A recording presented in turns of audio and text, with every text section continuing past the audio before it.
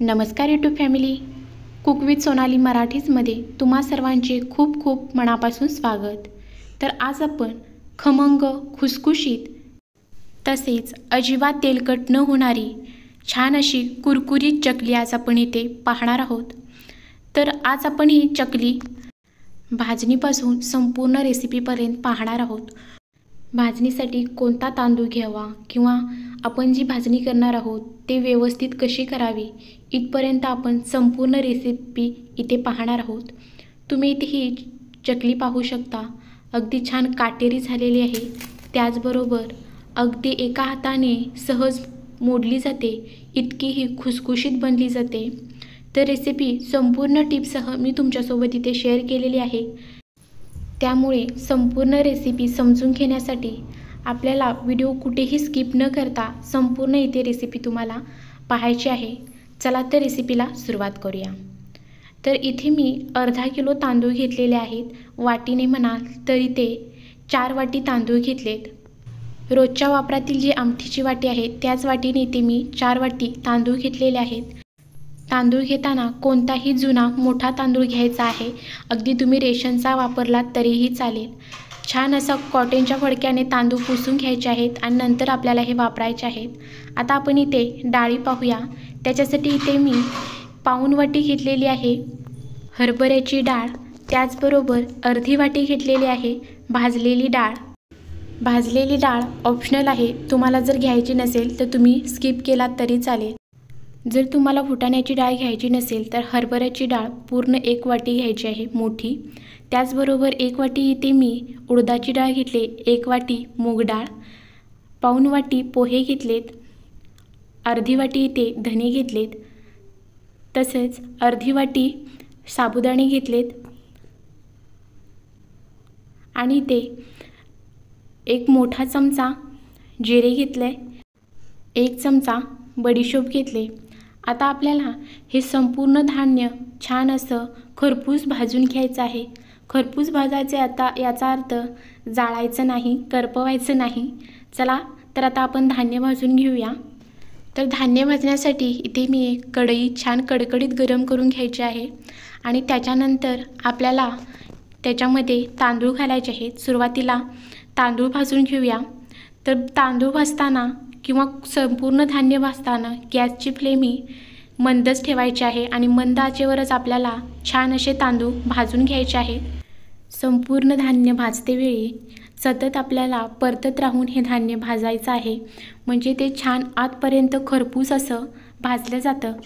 तर इथे तुम्ही पाहू शकता छान असे हलके फुलके तांदूळ झालेले आहेत, याचाच अर्थ हे तांदूळ भाजून तयार आहेत। हे तांदूळ भाजण्यासाठी मला 8 ते 9 मिनटं लागलेली आहेत मंद आचेवरती। याच प्रमाणे आपल्याला राहिलेली तांदूळ जे आहेत तेही भाजून घ्यायचे आहेत। आता भाजणी काढण्यासाठी इथे मी एक अशी ओढणी अंतरलेली आहे, कॉटनची कोणतेही कापड तुम्ही घेऊ शका। कापडाच्या खाली एखादा पेपर अंतरायचा आणि त्याच्यानंतर असं कॉटनचं तुम्ही इथे ओढणी किंवा इतर जर तुमच्याकडे काही कापड असेल तर ते घालायचं आहे, त्याच्यावरती धान्य काढायचं आहे। तर सेम पद्धतीने तुम्ही इथे पाहू शकता उरलेली तांदूळ हे आपण इथे भाजून घेतलेत। आता कढईमध्ये हरभऱ्याची डाळ भाजून घेऊया। डाळ घातल्यानंतर सतत परतत राहत आपल्याला ही डाळ भाजून घ्यायची आहे। डाळ छान हलकीशी तांबूस रंगावरती भाजायची आहे आणि ती छान अशी सुटी सुटी झाली पाहिजे, याचा अर्थ की छान अशी डाळ भाजली गेलेली आहे। तर इथे तुम्ही पाहू शकता अगदी 5 ते 6 मिनटं आपल्याला ही डाळ भाजण्यासाठी लागलेली आहेत। आता तीही डाळ काढून घेतल्यानंतर आता इथे मूग डाळ आपण भाजून घेऊया। मूग डाळ घातल्यानंतर ही सतत हलवत राहत आपल्याला ही डाळ भाजून घ्यायची आहे। तर मूग डाळ ही ते आपण 4 ते 5 मिनटं छान अशी मंद आचेवरती भाजून घेतलेली आहे। आता मूग डाळ काढून घेऊया आणि त्याच्यामध्ये घालायची आहे उडीद डाळ।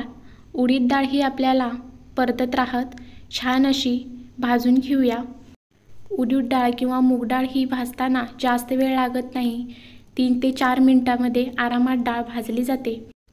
तर ते 3 ते 4 मिनटामध्ये उडीद डाळ ही आपली इथे भाजून झालेली आहे। उडीद डाळ काढून घेऊया आणि त्याच्यामध्ये घालायचे आहेत साबुदाणे। साबुदाणे घातल्यानंतर सतत परतत राहत आपल्याला हे भाजून घ्यायचे आहेत। तर इथे तुम्ही पाहू शकता आपले साबुदाणेही भाजून तयार आहेत। आपल्याला साबुदाणे भाजण्यासाठी 2 ते 3 मिनिटं लागलेली आहेत। आता साबुदाणे काढून घेऊया।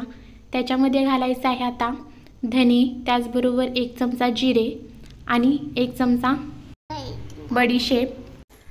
आता आपल्याला धने, जिरे आणि बडीशेप छान असे खरपूस वास येईपर्यंत आपल्याला इथे भाजून घ्यायचे आहेत।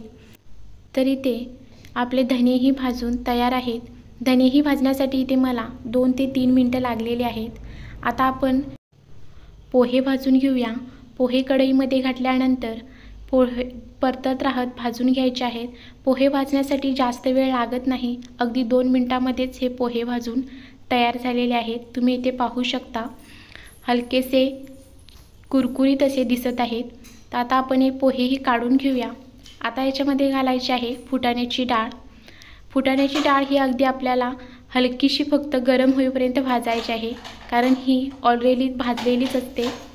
आता छान अशी 2 मिनिटं फुटाण्याची डाळ भाजून परतून घेतल्यानंतर आता इथे तुम्ही पाहू शकता या पद्धतीने आपण संपूर्ण जी भाजणी आहे ती भाजून घेतलेली आहे। संपूर्ण भाजणी गार झाल्यानंतर प्रत्येकातील एक एक दाणा आपण तोंडामध्ये टाकून खाऊन बघायचा। तो असा कटकन तोंडामध्ये वाजला गेला की याचा अर्थ आपली भाजणी परफेक्ट अशी तयार आहे। भाजणी गार करायची, त्याच्यानंतर गिरणीमधून इथे मी पीठ दळून आणलेलं आहे। आता आपण चकली बनवायला घेऊया। त्याच्यासाठी इथे मी भाजणीमधील 2 वाटी पीठ चकली बनवायसाठी घेतलेलं आहे। पीठ थोडंसं परतून घ्यायचं आहे आणि 4 चमचे तेल कडकडीत गरम करून घेतले। ते आपण पिठावरती घालून छान असं व्यवस्थित पिठाला चोळून घ्यायचं आहे। आपण इथे तिखट मीठ न घालता सुरुवातीला मोहन घातलेला आहे, कारण आपण जेव्हा तिखट हळद घालतो आणि त्याच्यानंतर मोहन घालतो तर ते कुठेतरी थोडंसं करपलं जातं। याच्यासाठी सुरुवातीला असं मोहन घालून पिठाला छान असं चोळून घ्यायचं आहे, जेणेकरून तेलाचं मोहन छान असं पिठाला लागून येईल। आणि आता आपण मोहन इथे घालून छान असं चोळून घेतलेलं आहे। आता आपण इथे सुके मसाले जे आहेत ते घालून घेऊया। चवीनुसार मीठ घालायचं आहे।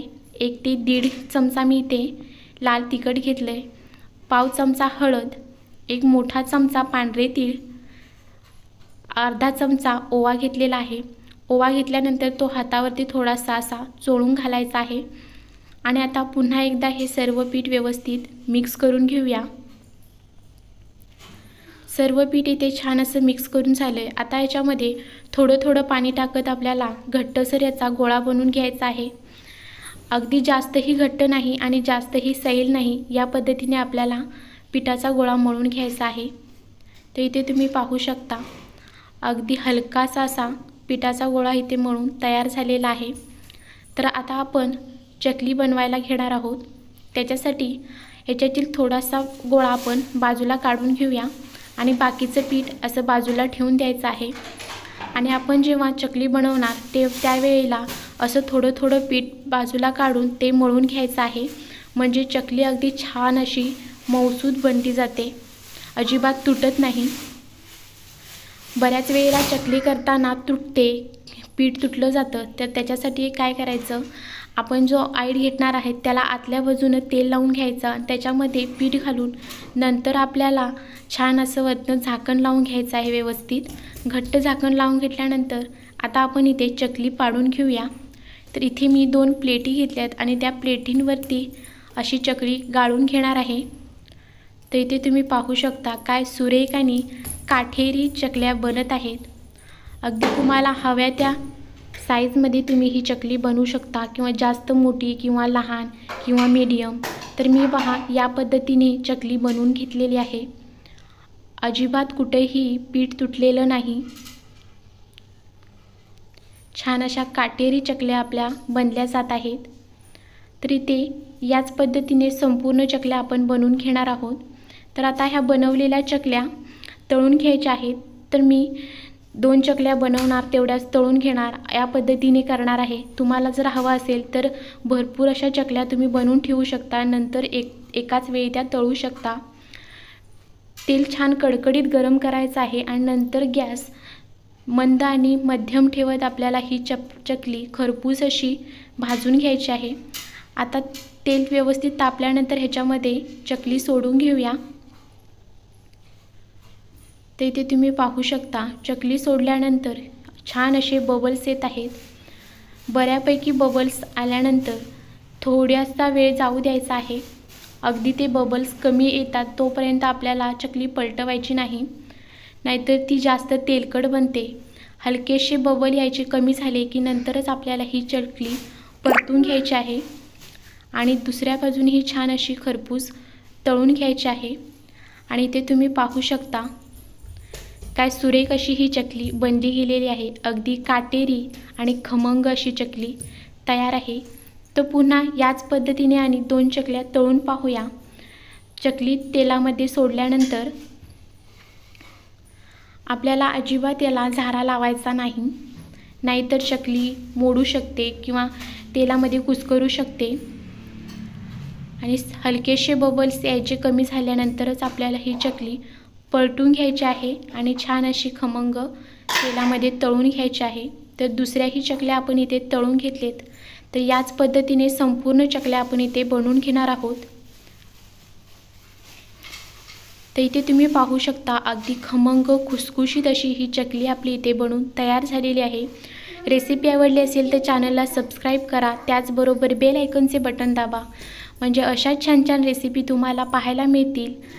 आणि जास्तीत जास्त लोकांपर्यंत व्हिडिओ शेअर करा। रेसिपी जर आवडली असेल तर कमेंटमध्ये नक्की सांगा आणि तुम्हीही एकदा नक्की ट्राय करून बघा। धन्यवाद।